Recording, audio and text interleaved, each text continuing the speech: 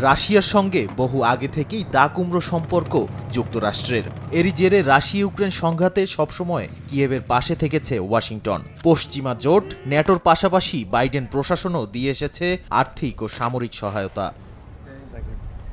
আগের মতো আবারও কিয়েভকে সামরিক সহায়তার আশ্বাস দিয়েছেন মার্কিন প্রেসিডেন্ট জো বাইডেন। যুক্তরাষ্ট্রের প্রতিরক্ষা সচিব লয়েড অস্টিন শুক্রবার ইউক্রেনের প্রতিরক্ষা সচিব রুস্তেপ উমেরভের সঙ্গে আলোচনা শেষে সামাজিক যোগাযোগ মাধ্যমে জানিয়েছেন, এবারের সহায়তার আর্থিক মূল্য প্রায় 12 কোটি 50 লাখ মার্কিন ডলার। আর 2022 সালের ফেব্রুয়ারি মাস থেকে এখন পর্যন্ত ইউক্রেনকে দেওয়া সহায়তার আর্থিক মূল্য প্রায় 5,000 কোটি মার্কিন ডলার।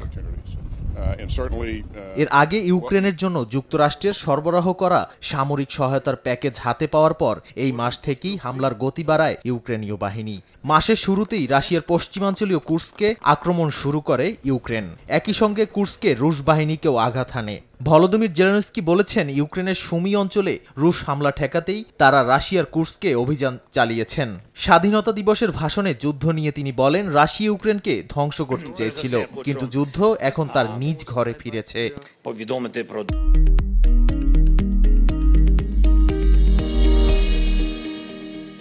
এদিকে কুর্স্কে ইউক্রেনের অভিযানের বিষয়ে আলোচনা করতে শীর্ষ সামরিক কর্মকর্তাদের সঙ্গে বৈঠক করেছেন রুশ প্রেসিডেন্ট ভ্লাদিমির পুতিন। শনিবারে বৈঠকে কিভাবে ইউক্রেনীয় বাহিনীকে প্রতিহত করা যায় সে বিষয়ে কথা বলেন তারা।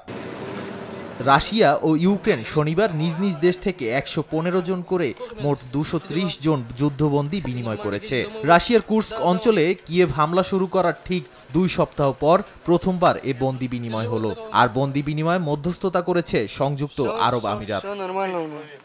নাদিম মারজান, সময় সংবাদ।